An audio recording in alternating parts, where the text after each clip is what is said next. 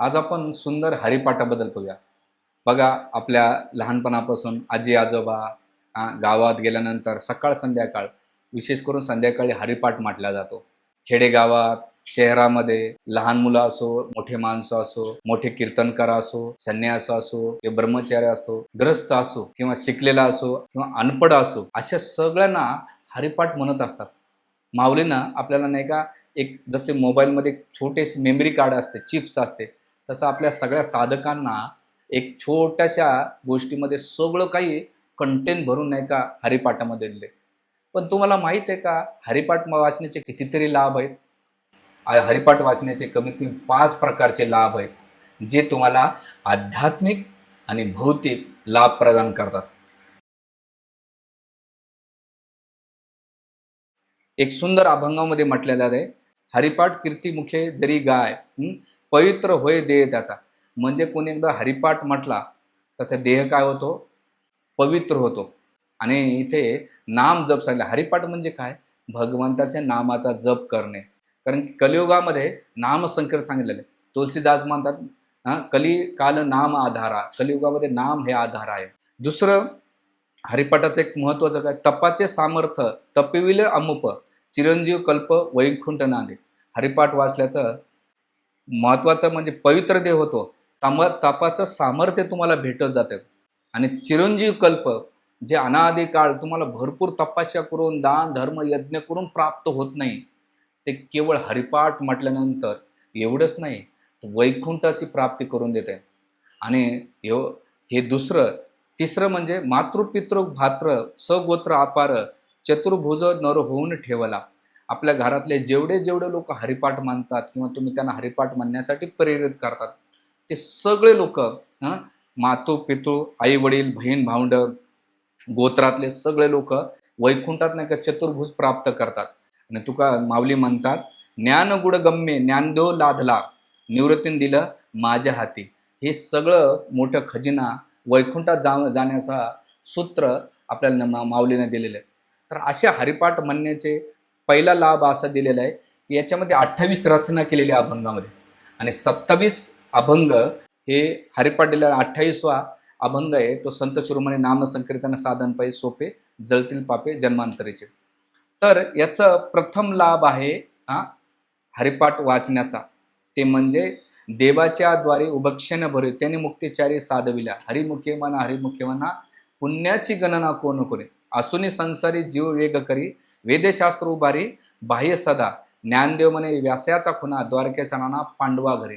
तर हा पहिला लाभ आहे की इथून देवाच्या द्वारीपासून, म्हणजे देवाच्या द्वारात क्षणभर उभं राहिलं तर त्याने मुक्तिचारी साधतात केवळ. आणि दुसरं, हरिमुखे म्हणा हरिमुख्यांना पुण्याची गणना कर, किती पुण्य प्राप्त होतो. तर ह्या अभंगापासून, तर श्लोक नंबर, विष्णुविना जप व्यर्थ त्याचे ज्ञान, रामकृष्ण मन नाही ज्याचे, उपजीन करांटा नेन अद्वैत वाटा, रामकृष्ण पेटा कैसे होय, दैताची झाडणे गुरुविन ज्ञान, तैसा कैसे तय कैसे कीर्तन घडे नामे, ज्ञानदेव मन सगुण हे ध्यान, नामपाठ मौन प्रपंचाचे. ह्या 9 अभंगामध्ये 14 वेळा माऊलींना हरीचं उच्चारण केलेले. म्हणजे कुठून? देवाच्या द्वारीपासून विष्णुविन जप व्यर्थ. या 9 अभंगामध्ये 14 वेळा हरिपाठ किंवा हरिनामाचा महिमा माऊलीनं आपल्याला दिलेला आहे. कारण हरी हा शब्द का बरं? तुमचं दुःख हरण करणारे आणि तुमचं जीवनमय अमंगलमय हरण करणारे अशा हरिपाठाचे दिलेले. तिथे पुढे, त्रिविने संगमने नाना तीर्थ भ्रमी, चित्त नाही नामी व्यर्थ तरी ते व्यर्थ, नामाशी मुख नर पापिया, हरिविना धावय न पावे कुणी, पुराण प्रसिद्ध बोलले वाल्मिक, नामे तिने लोक उद्धारिते, ज्ञानदेव म्हणे नाम जप हरीचे, परंपरा त्याचे कुळ. ह्या श्लोकापासून तर हरिवंश पुराण, हरिनाम संकीर्तन, हरिविना सौजन्य नेणे काय, ह्या श्लोकापर्यंत 25 वेळा हरीचं उच्चारण नाही का माऊलीनं उच्चारण केलेले. म्हणजे पहिल्यांदा 14 वेळा आणि इथे 25 वेळा. 14 आणि 25 किती? 39 इथपर्यंत नामाचं उच्चारण केलेलं आहे. पुढे, नामसंकीर्तन वैष्णवाची जोडी, पापे अनंत कोटी गेली त्याचे, अनंत जन्माचे तप एक नाम, सर्व मार्ग सुगम हरिपाठ, योग याग क्रिया धर्म धर्म धर्म माया गेले विलया हरिपाठ, ज्ञानदेव यज्ञ याग क्रिया ते धर्म हरिविना नियम नाही दुजा. ह्यापासून तर ज्ञानदेव प्रमाण निवृत्ती ज्ञान समाधी संजीवन हरिपाठ इथे 15 वेळा हरीचं उच्चारण केलेले आहे.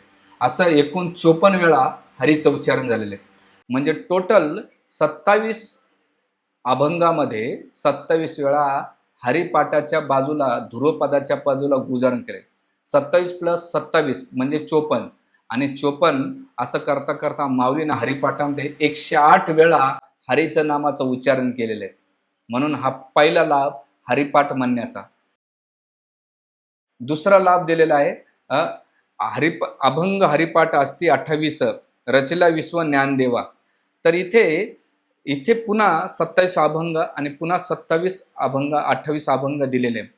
दिल्यानंतर ह्या अभंगाच्या 27 अभंग संपलेले आणि 28 अभंग जे दिलेलं आहे आपल्या परंपरेमध्ये, नामसंकीर्तन साधन पै सोपे जळतील पापे जन्मांतरीचे न लागते सायसे जावे वनांतरा सुखे तो घरा नारायण ठाईची बसून करा एक चित्त आवडे अनंत आवळावा. रामकृष्ण हरी विठ्ठल केशवा मंत्र हा जपावा सर्व काळ यावन अनेक असते साधन वाहते सान विठोबाचे तुका म्हणे सोपे आहे सरावणे शान तो धनी इथे घेतो.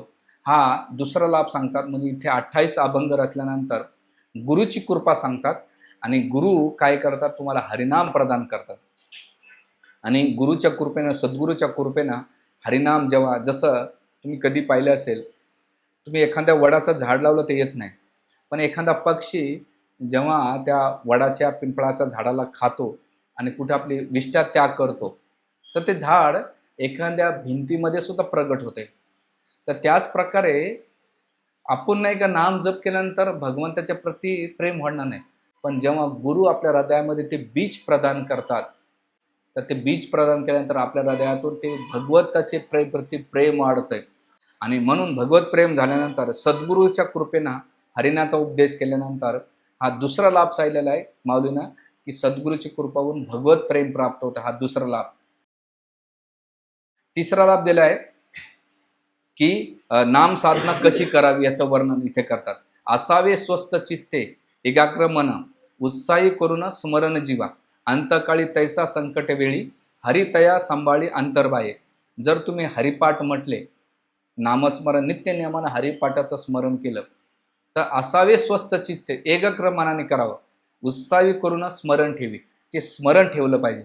जेव्हा तुम्ही नुसतं पोपट्यासारखं म्हणून नाही चालणार. आजकाल लोक पोपट्यासारखं म्हणत चालतात नाही. तर त्या अभंगाला शब्दशः अर्थ तुम्ही त्याला अनुभव घेतला पाहिजे ना की अनुवाद केला पाहिजे. आणि केल्यानंतर काय जेवढं तुमच्या चित्तामध्ये राहील. तुम्ही कधी पाहिलं असेल एखादा कॅमेरामॅन फोटो काढायला जातो, तो म्हणतो स्माईल करा, हसा. तर तुम्ही जेव्हा त्या फोटोमध्ये जसं क्लिक झाल्यानंतर जो जसा चेहरा असेल तसं तुमचा फोटो म्हणतो. तसंच तुम्ही जीवनभर जी क्रिया करता वरचीवर करता तर शेवटी तुम्हाला गडबड. पण अंतकाळी तुम्हाला ते चित्तात ठेवायचं असेल तर गांभीर्यानं करावं लागेल. आणि अंतकाळी जेव्हा तुम्ही करता तर तुकाराम आपल्या माऊली म्हणतात अंतकाळी तैसा संकटाच्या वेळी तुम्ही जीवनभर हरिपाठाला म्हटले गांभीर्याने तर अंतकाळी तैसे संकटाच्या वेळी स्वतः भगवंत येतील. हरितया सांभाळी अंतर्बाई भगवान पांडुरंग सगळ्याला सांभाळतील. हा तिसरा लाभ सांगतात. म्हणून इथे सगळ्यात महत्त्वाचं काय की हरित संकटाच्या काळी कोणाकोणाला वाचवलेले तर कोणताही मंत्र त्याच्यामध्ये तल्लीनता असणं आणि त्या तल्लीनतेमुळं भगवंत कसे धावून येतात याचं उदाहरण गजेंद्र. गजेंद्र तळमळतेनं उत्कंठेनं भगवंताला पुकारलं संकटाच्या वेळी तर भगवंत स्वतः हरी आले आणि त्यांना संकटातून वाचवलं. तसे द्रौपदीचं उदाहरण घ्या. द्रौपदी पण आपल्या बाह्य अवस्थेतून सगळ्यांना रक्षणासाठी बोलवत होती पण कोणी मदत नाही केली. पण शेवटी हे गोविंद गोपाल मधुसूदन हरी मुकुंद आम्हाला वाचवा, त्याच्यातून तुम्ही दुसरं कोणी काढू शकत नाही. तर जसं पुकारलं हरीचं नाव घेतलं तर भगवंत साडीच्या रूपामध्ये येऊन नाही का द्रौपदीचं रक्षण केलं. आणि तिसरं आहे गजेंद्र ध्रुव प्रल्हादाला पण पदम एवढे संकट आले. अंतकाळी तैसे संकटाच्या वेळी भगवंतानं अंतर्बाह्य प्रल्हादाचं रक्षण केलं, ध्रुवाचं रक्षण केलं. आणि सगळ्यात मोठं उदाहरण आहे अजयमेळाचं रक्षण केलं. अजयमेळ तर पापी होता, दुराचारी होता, पण त्या पापामध्ये सुद्धा भगवंताचं नाव घेतलं. कोणाचं नाव घेतलं? भगवान हरीचं नाही घेतलं तर आपल्या मुलाचं नाव घेतलं आणि भगवंताने अंतकाळी त्यांचं काय केलं उद्धार केला. म्हणून भगवंत स्वतः रक्षण करता हे हरीचं भक्तीचं महत्त्व, हरित पाठाचं महत्त्व दिलं. हा तिसरा लाभ आहे. चौथा दिलेला आहे, संत सज्जनी घेतली परिचिती, आळशी मंदी माती केवी तिरी, श्री गुरु निवृत्ती वचन प्रेमळ, तोषल्या तात्काळ ज्ञानदेव. म्हणजे इथं काय केलंय, चौथा लाभ म्हणजे प्रचिती येते. कोणाची? भगवंताची प्रचिती. तुम्ही जर प्रामाणिक, आतापर्यंत तुम्ही एवढ्या वर्ष म्हणताय, तुम्हाला प्रचिती का नाही, तर याचा अर्थ काय, की आपल्या कुठंतरी त्या पाठांतरामध्ये निरंतरामध्ये कुठंतरी बाधा बनते, किंवा आपण तेवढं प्रामाणिकपणे म्हणत नाही, नुसतं भूकंपटी करतो. तर तुम्ही जेव्हा त्याचा अनुभव घेता तेव्हा प्रचिती येईल. पण आळस सोडावं लागेल तुम्हाला याच्यासाठी. आणि मग तुकाराम महाराज म्हणतात, आपलं माऊली म्हणतात की श्री गुरु निवृत्ती वचन प्रेमळ, तोषिला तात्काळ ज्ञानदेव. हे तुम्हाला वचन देतात. आणि म्हणून महत्वाचं या सगळ्याचा प्रयत्न, कष्टाचं फळ कधी होईल, जेव्हा तुम्ही प्रामाणिकपणे हरिपाठाला सकाळ संध्याकाळ म्हणतात. तुम्ही तर म्हणा, पण तुमच्या मुलांना, शेजाऱ्या पाजाऱ्यांना, मंदिरात घरात हे निरंतर म्हटलं पाहिजे. याच्यामध्ये हरिनामाचं महत्त्व दिलेलं आहे. म्हणून वेद अनंत बोलीला अर्थ इतकाच साधेला, विठोबाची शरण जावे निज निष्ठ नाम घ्यावं. वेद खूप काही बोललेलं आहे, पण अर्थ काय साधलेला आहे, विठोबाची शरण जावे आणि निज निष्ठा नाम घ्यावे. पांडुरंगाचं नाव घेतलं पाहिजे.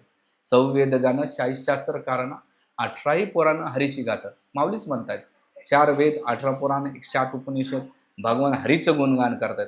म्हणून पांडुरंगा सोडून नाही का आपण कोणाचं गुणगान नाही केलं पाहिजे. रामकृष्ण हरी जप असो, गोविंद गोपाल मधुसूदन पद्मनाभ नारायण, जे काही भगवंताचं नाव आहे, कोण्या बाबा बापू काका मामा मावशी कोणाचं नाही केलं पाहिजे. केवळ जे तुकाराम महाराजांनी, ज्ञानेश्वर माऊलीनं, हे आपल्या संत वाङ्मयातून संतांनी जे आपल्याला सांगितलेले आहेत, वेदानं सांगितलेलं आहे, पुराणं सांगितलेलं आहे, त्याचं प्रमाण मानून हरिपाठाला नाही का निरंतर म्हणा.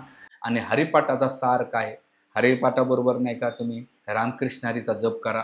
आणि राम आणि कृष्ण, राम म्हणजे रमण्य करणारे, कृष्ण म्हणजे आकर्षित करणारे, हरी म्हणजे आपले दुःख हरण करणारे, अशा तिन्ही शब्दाचं उच्चारण करताना तर त्यावेळेस निश्चित भगवान पांडुरंगाची कृपा आपल्यावर होईल, आपल्या परिवार होईल.